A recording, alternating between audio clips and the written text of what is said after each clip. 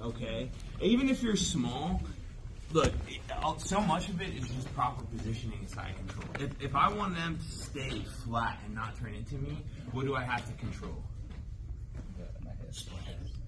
Spine, shoulders, hip, right? But primarily, he can't turn if his head and his shoulders are controlled. So all you really need to do is you need to get, like I always try to picture that I have like a dot in the middle of my sternum and he has a dot in the middle of his sternum and I'm trying to put those on top of each other and press down. Then if you want this to work in your favor, to hold them in place, gable grip, sit back, pull your hands into their spine and then put your pressure over them. Now this is gonna make it very hard for him to turn at all, okay? He's gonna be fighting to move. I say this, but what I see a lot of white belts doing is like, see how my hips are already kind of high? I see a lot of people coming up like this. You're trying to push too far over, and this is going to make you very sweepable, okay? I want to sit back. I'm pushing down and sitting back, okay? This is generally how I'm going to keep him in place in just one position. Now, you can do this. You'll find ways to control them in just about any side control position. For basics, start here. The reality is that if you are a little bit smaller and the guy on the bottom still needs you, and the guy on the bottom is bigger than you, okay, or stronger than you, better technique, is I may not be able to hold him. But the mistake that you're going to make is as he turns into you, right, he gets good position, maybe he even gets like an underhook or he has a good frame or something like that, is you try to still maintain the same position. What you have to learn how to do is as he starts to turn into me, right, go ahead, turn into me. I'm adjusting my position. You're going to start to move north-south on him.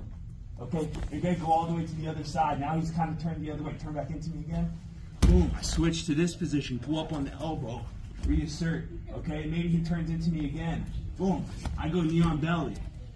Move to the other side. Now his back is exposed. So you don't feel like when you are smaller than the person you're rolling against, or they have better technique, that you have to just try to sit in that position.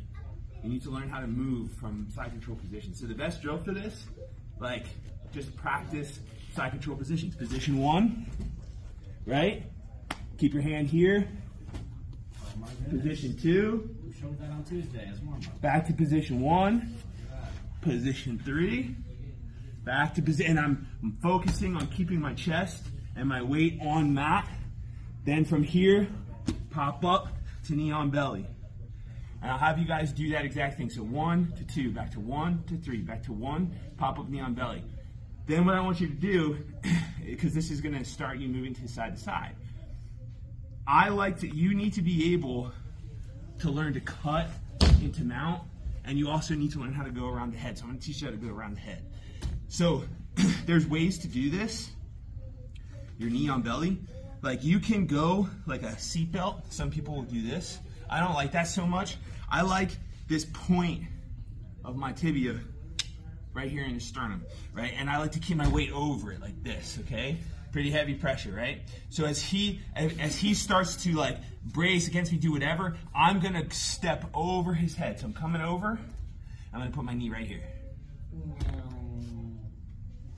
Back step and adjust. All right, and you'll get to the point where you start to aim better and you start to land in the right position as you go, okay?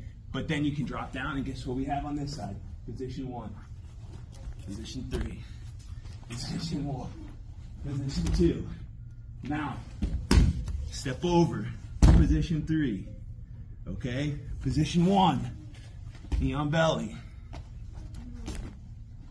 So practice that, okay? Make sense? 1, 2, 3.